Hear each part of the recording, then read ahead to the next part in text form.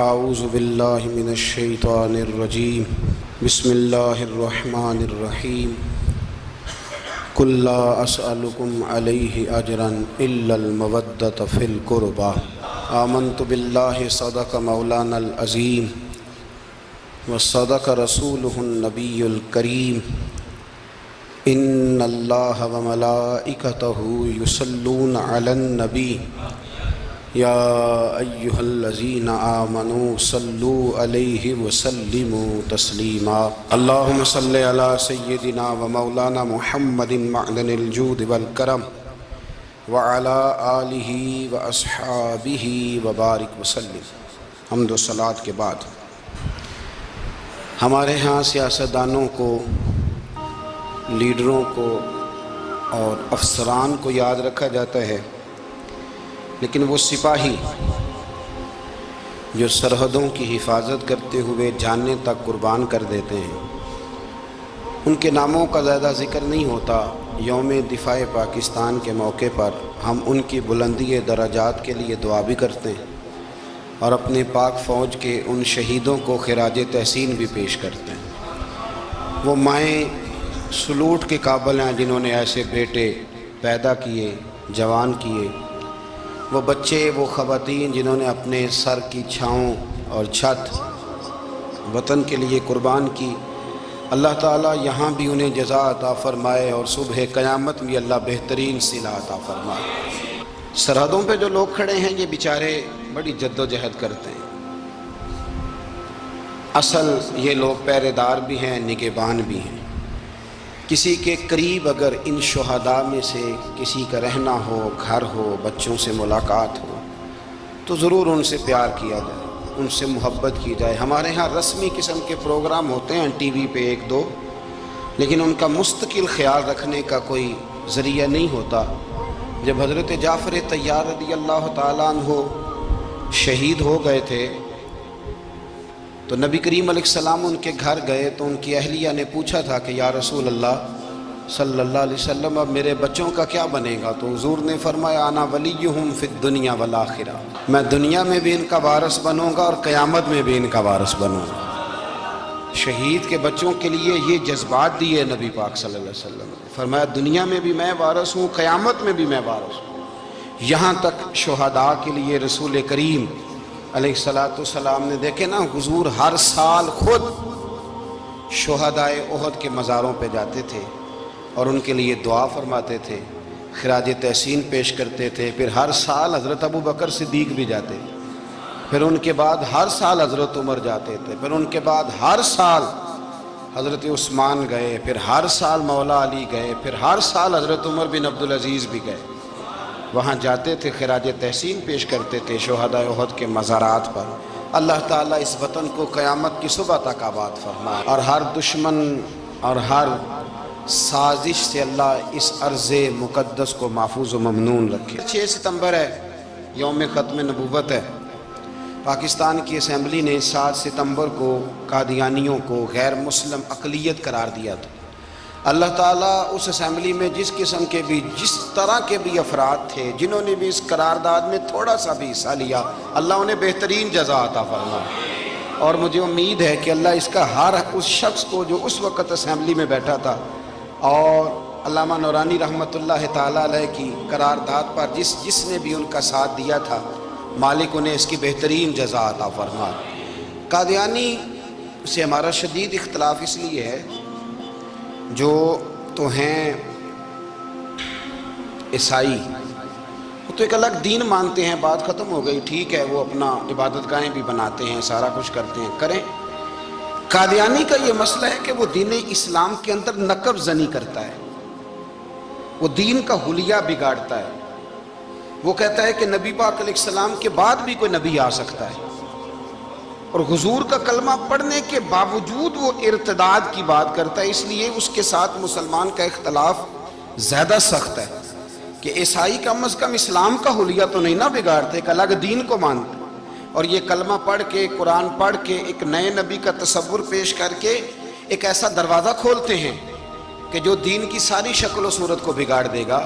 اس لیے قادیانی کل بھی کافر تھے آج بھی کافر ہیں اور صبح قیامت تک یہ کافر ہی رہیں گے، اس لیے کہ سورج اپنی جگہ چھوڑ سکتا ہے، چاند اپنی جگہ چھوڑ سکتا ہے، ستارے ٹوٹ سکتے ہیں، لیکن میرے نبی کریم کے بعد کوئی اور نبی آ سکتا؟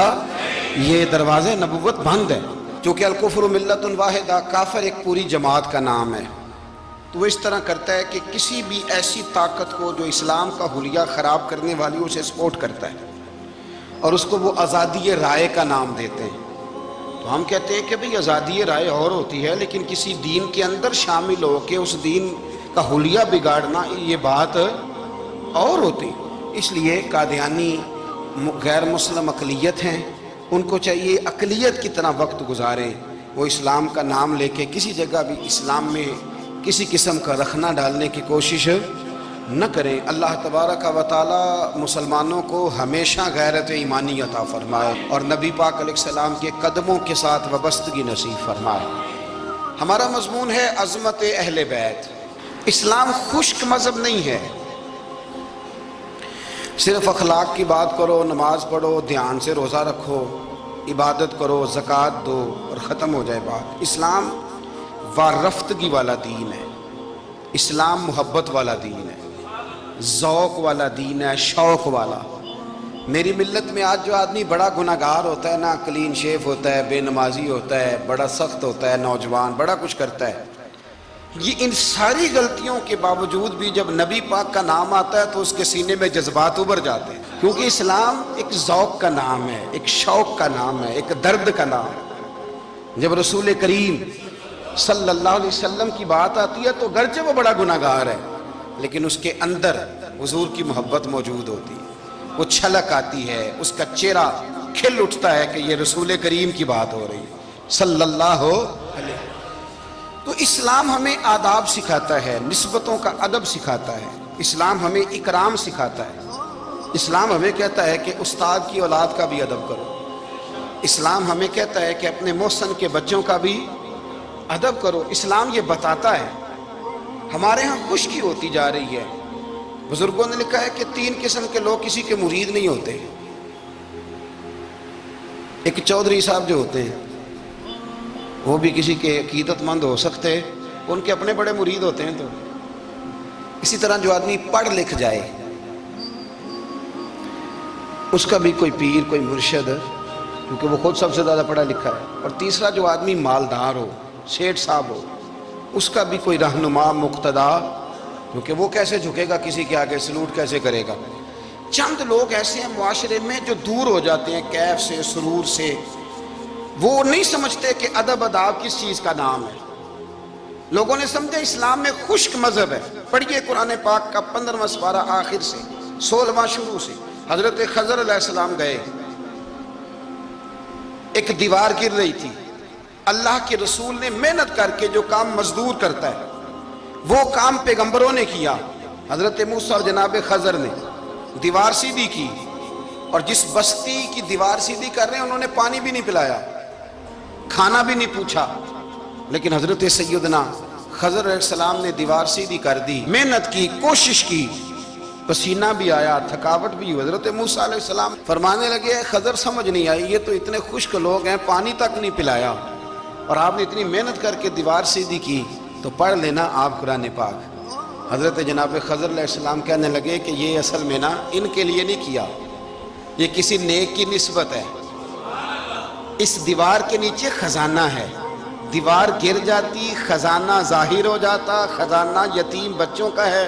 اور یہ قرآن مجید نے فرمایا وَقَانَ أَبُوهُمَا صَالِحًا، اور فرمایا یہ اس لیے ان بچوں کا خزانہ بچایا ہے کہ ان کا باپ بڑا نیک آدمی تھا۔ قاضی ثناء اللہ صاحب پانی پتی تفسیر مظہری میں لکھتے ہیں کہ وہ ڈائریکٹ باپ نہیں تھا، دادا نہیں تھا، پردادا نہیں تھا، بلکہ 7ویں پشت میں جا کے ان کا باپ بنتا تھا۔ تو رب نے فرمایا ایک بندہ نیک ہو تو میں نیچے 7 پشتوں پہ فضل فرمایا کرتا ہوں۔ اگر ایک بندہ نیک ہو اور 7ویں نسل میں جو اس کی اولاد ہو، اس کے خزانے کی حفاظت کے لیے اللہ نبیوں کی ڈیوٹی لگاتا ہے، تو بتائیے پھر میرے نبی کی اولاد کی کیا شان ہوگی، پھر اہل بیت نبوت کا کیا مقام ہوگا، پھر رسول اللہ کے خاندان کا کیا مرتبہ ہوگا۔ ہم لوگ سمجھتے ہیں کہ بھئی مفت میں سلوٹ کیوں کریں جی، پیار کیا ہوتا ہے، ادب کیا ہوتا ہے؟ پہلی بات یہ ہے کہ ادب ادب ہی ہوتا ہے۔ اماں انگوٹھا چھاپ ہے، بالکل ان پڑھ ہے، ناظرہ قرآن مجید بھی نہیں پڑھنا آتا، بیگم صاحبہ نے ایم اے بی ایڈ اس کے بعد ایم فل میں داخلہ لیا ہوا ہے، ادب کس کا کرنا ہے، بیگم کا کہ اماں کا؟ اماں تو ان پڑھ ہے، بیوی پڑھی لکھی ہے، اسے تو ایم اے کیا ہوا ہے، بی ایڈ بھی کیا ہوا ہے، ایم فل کر رہی ہے، اماں کا کیوں ادب کرنا ہے؟ اس لیے کہ اماں کا ادب اللہ رسول نے بتایا ہے۔ اماں کا ادب ہو سکتا ہے بیوی بڑی اچھی قاریہ ہو، عمدہ قرآن پڑھتی ہو، حافظہ ہو، عالمہ ہو، اماں کو ناظرہ بھی نہ پڑھنا ہے، پر جنت پھر بھی ماں کے قدموں کے نیچے ہی ہے۔ یہ سمجھ لیں، ادب والے کا ادب۔ امام راضی نے ایک بات لکھی ہے، وہ کہتے ہیں جو قاضی ہوتا ہے نا، قاضی جج، اس کے آداب لکھے ہیں امام راضی۔ فرماتے ہیں اگر جج کے پاس مقدمہ آ جائے نا باپ اور بیٹے کا آپس میں جھگڑا ہے، اسے پتہ چل جائے کہ باپ سچا ہے بیٹا جھوٹا ہے، تو 100 دفعہ کہہ دے کہ باپ سچا ہے بیٹا جھوٹا ہے، باپ سچا ہے بیٹا جھوٹا ہے، باپ سچا ہے بیٹا جھوٹا ہے۔ لیکن اگر اسے پتہ چل جائے نا کہ بیٹا سچا ہے اور ابا غلطی پہ ہے، اب یہ تو 100 دفعہ کہے کہ بیٹا ٹھیک کہتا ہے، بیٹا سچا ہے، بیٹا سچا ہے، پر ایک دفعہ بھی یہ نہ کہے کہ ابا جھوٹا ہے۔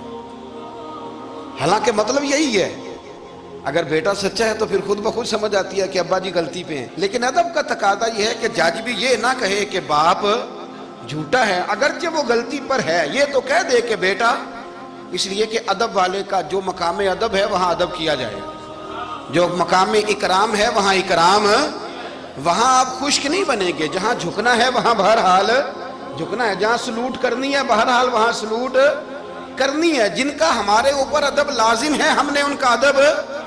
امام اعظم ابو حنیفہ رحمۃ اللہ علیہ ایک جنگل میں ایک باغ میں بیٹھے تھے، شاگرد ساتھ تھے، امام ابو یوسف تھے اور بھی آپ کے شاگرد تھے، تو کچھ لکھ رہے تھے۔ علماء جب کتابیں لکھتے ہیں تو 20 کتابیں انہوں نے کھول کے نشانیاں رکھ کے دائیں بائیں رکھی ہوتی ہیں، مختلف قسم کے نوٹس ہوتے ہیں، بڑا کچھ بکھرا ہوا تھا، شاگرد تھے۔ باغ کے ایک کونے میں بچے کھیل رہے تھے،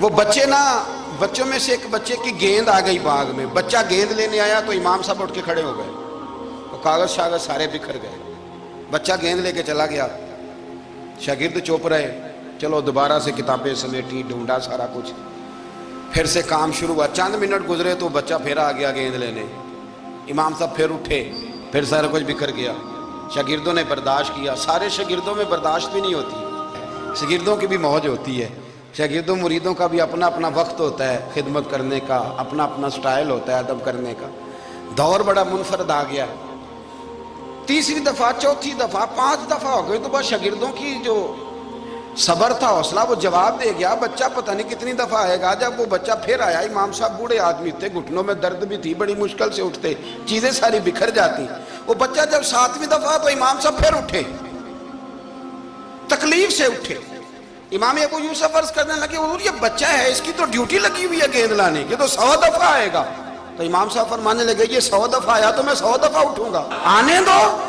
کہ حضور کیوں آپ اٹھیں گے؟ فرمایا یہ میرے استاد کا پوتا ہے، اصلا نال جے نیکی کریے تے نسلہ تاک نہیں بھول دے، سن لو، اصلا نال جے نیکی کریے تے نسلہ تاک، ہاں بے اصلان نال نیکی کریے تے پھول کنڈیاں نال تول دے، بے اصلان نال۔ میں میرے استاد کا پوتا ہے تو اٹھوں نا، یہ 100 دفعہ ہے میں اٹھوں گا، میں نے اس گھر سے فیض لیا ہے، یہاں ڈیوٹی کرنا میری ذمہ داری کا حصہ ہے، سوال ہی نہیں پیدا ہوتا۔ صحابہ کرام فرماتے ہیں نبی پاک کے اخراجات بہت زیادہ تھے، آمدن کوئی نہیں تھی، بظاہر بڑے خرچے تھے، مہمان بڑے آتے تھے، بڑے معاملات تھے، اور دین کا کام بذات خود ایک محنت ہے۔ ہمارے یہاں لوگ بڑا کہتے ہیں علماء جی یہ پیر صاحب کرتے کیا ہیں؟ میں کہتا ہوں پیر صاحب میں نوکری لوا دے، کہندے وہ فلانے مفتی صاحب ڈیوٹی کیا کرتے ہیں؟ میں کہتے ہیں دینے نو دیہاڑی لے جائے کر مفتی صاحب نو، مستریاں نہ لائے تاکہ روٹی تو کھا لینا۔ اور خدا کے بندو، جو بندہ سویرے ڈیوٹی کرنے جائے گا وہ شام کو آ کے ریسرچ کر سکے گا کتاب و سنت پہ؟ وہ ایک صفحہ پڑھے گا تو سو جائے گا۔ اس لیے حضرت عمر فاروق نے یہ کام امت کو بتایا، فرمایا علماء کو تنخواہ دو، اور مسجد کے امام کی تنخواہ حضرت عمر نے گورنر، صوبے کے گورنر کے برابر لگائی تھی۔ اور خطیب کی تنخواہ گورنر سے زیادہ ہوتی تھی۔ فرماتے تھے یہ ذہنی طور پر فارغ رہیں گے، سہولت میں رہیں گے تو صحیح دین پڑھیں گے اور صحیح کر کے پڑھائیں گے۔ اگر یہ الجھے رہیں گے کہ سویرے بیل جمع کرانا ہے تو ان کے لیے بڑی دشواری ہو جائے گی۔ لیکن ہمارا ماحول کیا ہے، عالم جب تخصص کر لیتا ہے نا تو پی ایچ ڈی کے برابر ہو جاتا ہے۔ درس نظامی کے بعد جب تخصص کرتا ہے نا وہ 3 سال میں یا 2 سال میں تو پی ایچ ڈی ہے۔ آج پی ایچ ڈی آدمی جائے نا یونیورسٹی میں لگے تو تقریباً 2.25 لاکھ کے قریب اس کی تنخواہ ہے۔ عالم کو کیا دیتے ہیں لوگ؟ یہ میری بات سمجھے، اس کا اور اس کا لیول تعلیم کا ایک جیسا ہے، اس کا سٹیٹس کیا ہے اور اس کا، لیکن اس کے باوجود اگر وہ کسی آسانی میں ہے تو اس بیچارے کو حساب دینا پڑتا ہے، اسے بتانا پڑتا ہے کہ گاڑی میں بیٹھتا ہوں تو کہاں سے آئی ہے، روٹی کھاتا ہوں تو کہاں سے، اس کو پھر بھی حساب دینا پڑتا ہے۔ اس کا نقصان یہ ہوتا ہے کہ لوگ دین میں آنا چھوڑتے ہیں۔ ہمارے یہاں گجرانوالہ میں ایک عالم تھے، وہ 9 بھائی عالم تھے، اب ان کے بچوں میں سے کوئی بھی نہیں بنا۔ کوئی بچہ کوریا میں کمائی کر رہا ہے، کوئی افریقہ میں کمائی کر رہا ہے، وہ کہتے ہیں جو اشر آپ کا ہوا ہے ہمارا بھی تو وہی ہونا نا کل۔ بچے نکل گئے، انہوں نے کہا جا کے محنت کرتے ہیں، نے کیا کمایا؟ نبی کریم صلی اللہ تعالی علیہ حضور کے صحابہ ادراک والے لوگ تھے، بصیرت والے۔ نبی پاک کے خرچے بڑے، گھر میں 9 ازواج ہیں، 4 شہزادیاں ہیں، مہمان آتے جاتے۔ انہوں نے ایک پروگرام بنایا کہ ہر مہینے ہم اتنے پیسے جمع کریں گے اور یہ جہاد کے لیے نہیں دیں گے، یہ مسجد کے لیے نہیں دیں گے، یہ صحابہ صفا کے لیے نہیں، یہ خالصتاً سرکار کی بارگاہ میں پیش کریں گے۔ یا رسول اللہ یہ رکھ لیں اور جہاں آپ کا دل کرے آپ اپنی ذات پر، مہمانوں پر، گھر پہ خرچ کریں۔ اچھا جی جمع تو کر لیے ہیں تو اب حضور کو پیش کون کرے گا؟ ڈیوٹی لگی حضرت عباس کی کہ محبوب کے چچا ہیں، یہ پیش کریں گے۔ حضرت عباس وہ پیسے لے کے دروازہ رسول پہ پہنچے، سیانے بندے تھے تو لفظ بڑے سمجھداری کے ساتھ تلاش کیے، عرض کی یا رسول اللہ صلی اللہ علیہ وسلم آپ کے دن بھی ہمارے لیے ہیں، راتیں بھی ہمارے لیے، آپ دن کو ہمیں تبلیغ کرتے ہیں اور رات کو رو رو کے ہماری بخشش کی دعائیں کرتے ہیں، حضور آپ کی 24 گھنٹوں پہ ہمارا ہی حق ہے، ہمارے لیے وقف کر دیا آپ نے۔ حضور ہم ایک حرف کا، ایک جملے کا بدلہ نہیں دے سکتے، یہ تھوڑا سا نذرانہ ہے، ہمیں پتہ ہے اخراجات بڑے ہیں اور ظاہراً آمدن کے ذرائع کو نہیں تو قبول کر لیں۔ حضور کو جواب دینے ہی لگے تھے کہ اللہ پاک نے قرآن پاک نازل کر دیا، سورہ شورى کی آیت نمبر 23، فرمایا محبوب قل لا اسألکم علیہ اجرا، محبوب ان سے فرما دو کہ اس تبلیغ دین پر گویا طائف میں پتھر کھانے سے لے کر احد میں دانت شہید کرانے تک، لا اسألکم علیہ اجرا، میں تم سے کسی اجر کا سوال نہیں کرتا، الا المودۃ فی القربى، ہاں اگر کچھ کرنا ہے تو میرے اہل بیت سے پیار کرتے رہنا، میرے اہل بیت سے۔ یا رسول اللہ یہ کون ہے؟ فرمایا مولا علی، سیدہ فاطمہ اور ان کی اولاد حسن سے پیار کرنا، حسین سے پیار کرنا۔ میرے رسول پاک نے فرمایا فاطمہ تو بدعت منی، لوگوں فاطمہ کو میرے وجود سے الگ نہ سمجھنا، یہ میرے جگر کا ٹکڑا ہے۔ اور حضور فرمانے لگے جس نے فاطمہ کو راضی کیا اس نے محمد عربی کو راضی کر لیا، میں اس سے راضی ہوں جس نے میری بیٹی کو راضی کیا۔ اور فرمایا جس نے اسے ناراض کیا، اللہ کرے یہ چھوٹی بات نہیں بڑی بات کر رہا ہوں، فرماتے ہیں جس نے اسے راضی کیا اس نے مصطفیٰ کو راضی کر لیا، اور فرمایا جس نے مجھے راضی کیا اس نے اللہ کو راضی کر لیا۔ اور حضور فرمانے لگے النظر الی وجہ علی عبادہ، علی کو تو دیکھتے رہو گے تو رب کی عبادت کا ثواب ملتا رہے گا۔ کچھ لوگ پریشان تھے کہ حضور سارے تو نہیں نہ دیکھ سکیں گے مولا علی کو، حضور نے اس کا بھی جواب دیا، فرمایا ذکر علی عبادہ، تو بس علی علی کہتا رہے تجھے رب کی عبادت کا ثواب ملتا رہے گا۔ علی کا ذکر بھی عبادت، اس خاندان کے ساتھ پیار کرنا۔ میرے اعلیٰ حضرت فاضل بریلوی رحمت اللہ علیہ سے کسی نے پوچھا سید کو زکوٰۃ دے لیں؟ اس کا سادہ سا جواب تھا نہیں لگتی، بات ختم ہو جاتی، پر اعلیٰ حضرت نے ایک پورا صفحہ لکھا، بلکہ 1.5 صفحہ ہے، فتاوی رضویہ کی 8ویں جلد میں۔ حضور زکوٰۃ دے لیں تو اعلیٰ حضرت نے دلائل لکھے کہ سید کو زکوٰۃ نہیں لگتی، پھر آخر میں کہنے لگے جن کے نانا کا صدقہ کھاتے ہو انہیں زکوٰۃ دینی ہے؟ آپ فرمانے لگے تو نبی پاک کے مبارک بچوں پر اپنا مال خرچ کر، یہاں بھی اجر ملے گا وہاں بھی اجر ملے گا۔ اور پھر اعلیٰ حضرت نے حدیث لکھی ہے کنز المال کے حوالے سے، کمال کرتے ہیں جب آپ اس طرف آتے ہیں نا، خدمت سادات کا پورا باب بیان کیا. فرمانے لگے رسول کریم علیہ السلام نے فرمایا جس نے عبد المطلب کی اولاد کے ساتھ نیکی کی، بات ہی ختم کر دی. عبد المطلب کی اولاد میں حضرت عباس کا خاندان بھی شامل، عبد المطلب کی اولاد میں حضرت جعفر طیار کا خاندان بھی شامل، حضرت سیدنا میر حمزہ کے بچے بھی شامل. حضور فرمانے لگے جس نے عبد المطلب کی اولاد کے ساتھ نیکی کی، قیامت کے دن مجھ پر لازم ہے کہ جب وہ مجھ سے ملے گا تو میں اسے صلہ دوں گا. میں اسے، اعلیٰ حضرت یہ حدیث لکھ کے کہتے ہیں ہمیں صلے کی ضرورت ہی نہیں ہے. جو نبی پاک نے کہہ دیا نا جب وہ مجھ سے ملے گا، تو مصطفیٰ سے ملنا ہی سب سے بڑا صلہ ہے، یہی سب سے بڑا صلہ ہے. بیدم شاہ بارسی کہنے لگے عدم سے لائی ہے ہستی میں آرزو رسول، عدم سے لائی ہے ہستی میں آرزو رسول، یہ کہاں کہاں لیے پھرتی ہے جستجو رسول. ہمیں عدم سے لائی ہے ہستی میں آرزو رسول، اور کہاں کہاں لیے پھرتی ہے جستجو رسول. عجب تماشا ہو میدان حشر میں بیدم کہ سب ہوں پیش خدا اور میں روبرو رسول. سب ہوں پیش خدا اور میں روبرو رسول. میں حضور کے سامنے، تو محبوب فرمانے لگے جب وہ ملے گا نا تو اجر میں دوں گا. تو پتہ یہ چلا خدمت سادات، ان سے پیار کرنا، اہل بیت نبوت سے ان کی شان کو سمجھے. مرتبے والے کا مرتبہ ہمیشہ سمجھنا چاہیے، ہمیشہ.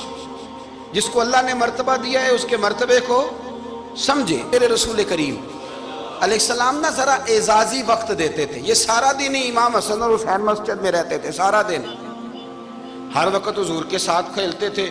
ان کا دروازہ مسجد نبی میں کھلتا تھا گھر کا، لیکن اس کے باوجود حضور فرماتے فاطمہ آج میرا دل کرتا ہے تمہارے گھر آ کے رات گزاروں. بھئی کوئی گھر بڑی دور ہے، یہ تو ساتھ ہی تو ہے. تو سیدہ فاطمہ فرماتی ہیں میں نے کہا حضور بڑی خوش نصیبی ہے تو محبوب نا رات کو میرے گھر میں آ کے سوئے. فرماتی ہیں میں نے چارپائی بچھائی نبی پاک کے لیے، ایک شخص کے سونے کی جگہ تھی. حضور نے فرمایا میں تو حسن حسین کے لیے آیا ہوں.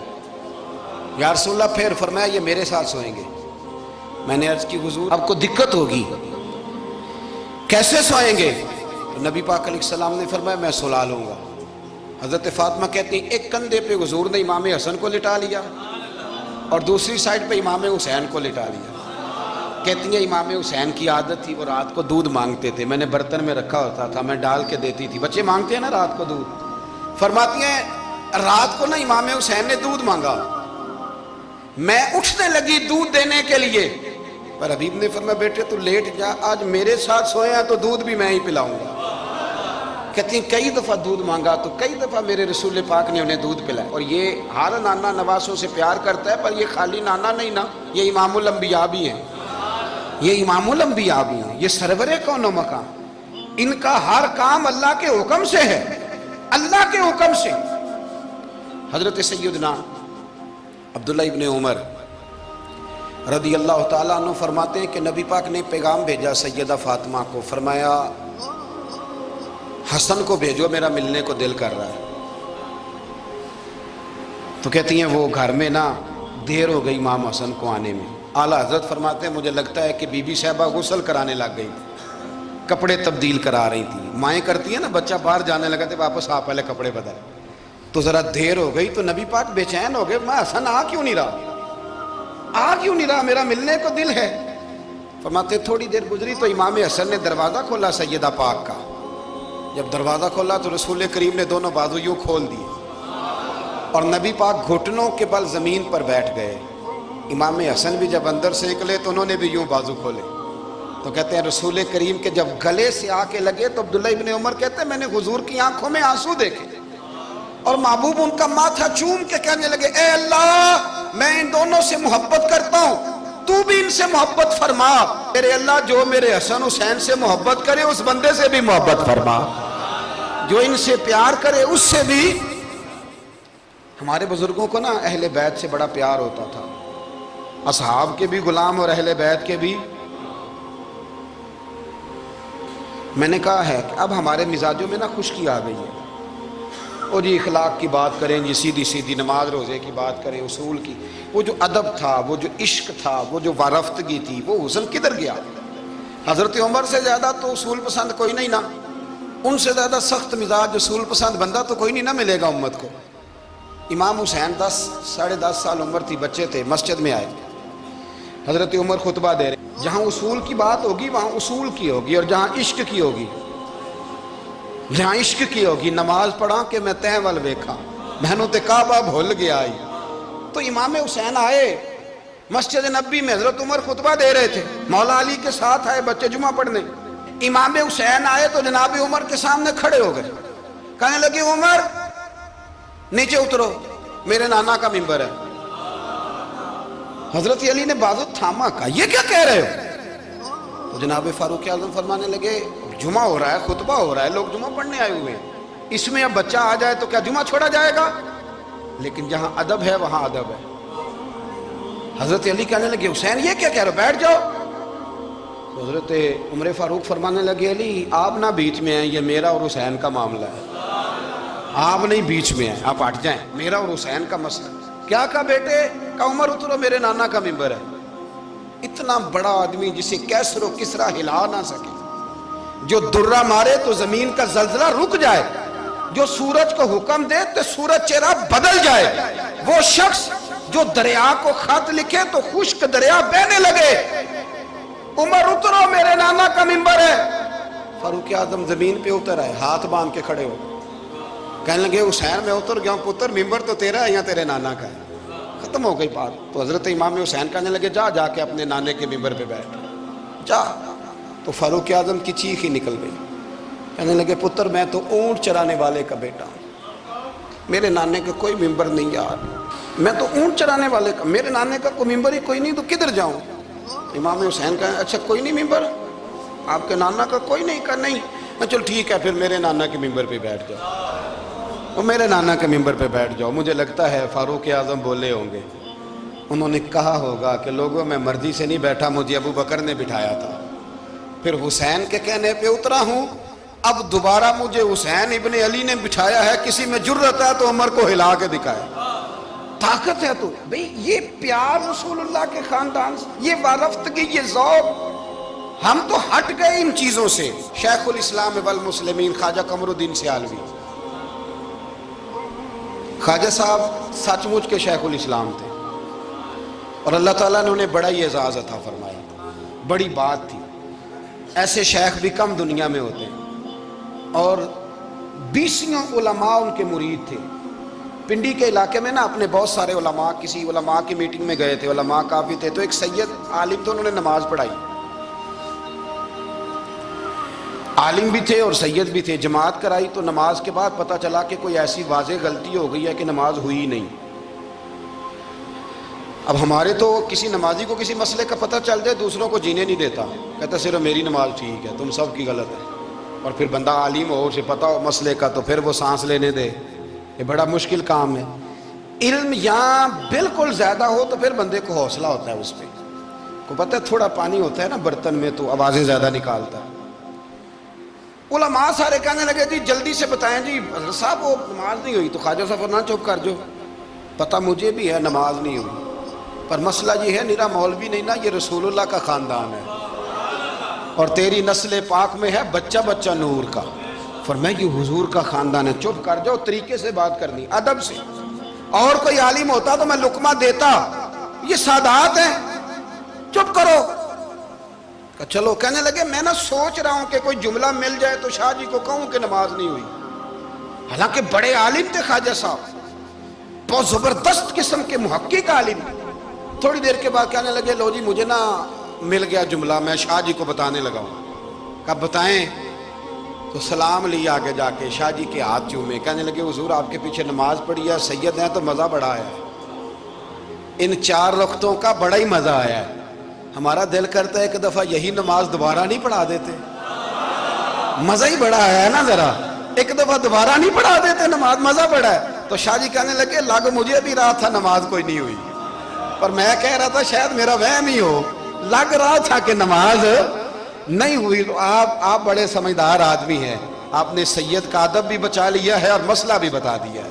تیری نسل پاک میں ہے بچہ بچہ نور کا، تو ہے عین نور تیرا سب گھرانہ نور کا، حضرت ابو ہریرہ رضی اللہ تعالیٰ عنہ، امیر المومنین فی الحدیث، یہ بھی مومنوں کے امیر ہیں علم حدیث میں۔ یوں بیٹھے تھے سارے طالب علم آپ کے سامنے، حدیثیں سننے والے سینکڑوں لوگ، حضرت ابو ہریرہ حدیثیں بیان کر رہے۔ مدینہ منورہ میں تازی تازی بارش ہوئی تھی، امام علی مقام ابھی نوجوان تھے، امام حسین نہ آئے، بارش ہوئی، چھوٹے چھوٹے گڑھے مدینہ منورہ میں تو ان میں پانی کھڑا تھا۔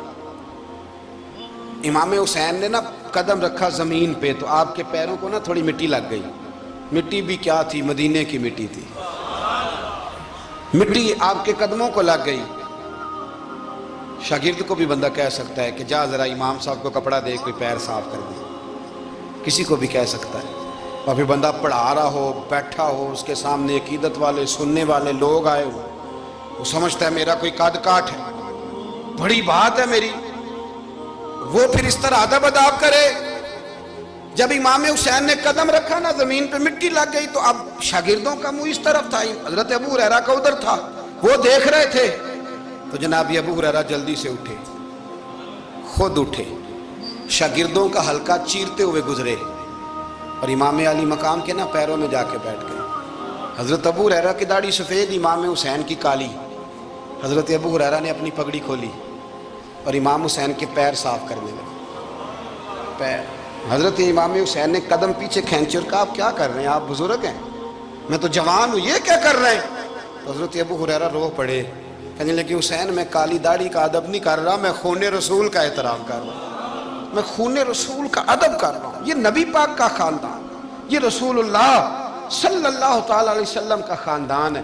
اس خاندان نبوت کا اکرام کرنا، ان کا احترام کرنا، ان سے پیار کرنا، ان کی قدر کرنا، ان کے لیے اپنے دل میں آنکھوں میں عزت رکھنا، ان کے لیے شفقت کے بازو کھولنا، یہ چیز اللہ کو بھی راضی کرتی ہے، اللہ کے رسول کو بھی راضی کرتی ہے۔ فقیر آتا ہے ہمارے دروازے پہ مانگنے، آگے بھلا کیا کہتا ہے؟ تیرے بچے جیتے رہیں۔ پیسے بچے کماتے ہیں کہ ابا جی؟ دینے کس نے؟ بچوں کا نام کیوں لیتا ہے؟ اسے کہنا چاہیے اللہ تیرے کاروبار میں برکت کرے، کمانے والا زندہ رہے۔ وہ کیا کہتا ہے؟ بچے، بھائی پیسے بچوں نے کمائے ہیں، کوئی بچوں نے دینے ہیں، تیرے بچے۔ اس کا مطلب یہ ہے کہ جو جس کے بچوں سے بھی پیار کرے وہ بندہ اچھا لگتا ہے، جو جس کے بچوں سے بھی محبت کرے وہ بندہ اچھا لگتا ہے، وہ پیارا لگتا ہے۔ تو میرے بھائی جو مصطفیٰ کے بچوں سے پیار کرے، جو رسول اللہ صلی اللہ علیہ وسلم کے بچوں کا احترام کرے، جو حضور کی نسل پاک کا ادب کرے۔ میرے اعلیٰ حضرت رحمت اللہ علیہ کا طریقہ تھا کہ اگر کچھ سید شاگرد آتا تھا نا، سید زادہ، تو اعلیٰ حضرت اس طرح کرتے تھے کہ جہاں استاد بیٹھتا ہے وہاں اسے بٹھاتے تھے، اور جہاں لائنوں میں پھٹیوں پہ شاگرد بیٹھ کے پڑھتے ہیں وہاں خود بیٹھتے تھے، اور فرماتے تھے شاہ جی یہ آپ کے گھر کا ہی ہے سارا کچھ، چلو ڈیوٹی ہماری لگ گئی تھی بتانے کی تو میں آپ کو پڑھا دیتا ہوں، یہ آپ کا ہی ہے۔ آپ حضرت عمر بن عبدالعزیز کے پاس کوئی سید زادہ آتا تھا تو آپ تخت سے اتر آتے تھے، اس کو تخت دیتے تھے، کرسی دیتے تھے، اس پر بٹھاتے تھے۔ اب تو خشکی ہے، تو نہ استاد کا ادب ہے، نہ عالم کا ادب ہے، نہ سفید داڑھی والے بزرگ کا ادب ہے، تو باتیں ہیں، کہانیاں ہیں، داستان سرائی۔ ادب والا آدمی سمٹا ہوا ہوتا ہے، ادب والا بندہ مہذب آدمی ہوتا ہے، اس میں بہت ساری جگہوں پہ شرم ہوتی ہے، بڑے معاملات ہوتے ہیں، بڑی ساری آزمائشیں۔ اللہ تبارک و تعالی ہمیں اہل بیت نبوت کا پیار عطا فرمائے۔ آخر دعوانا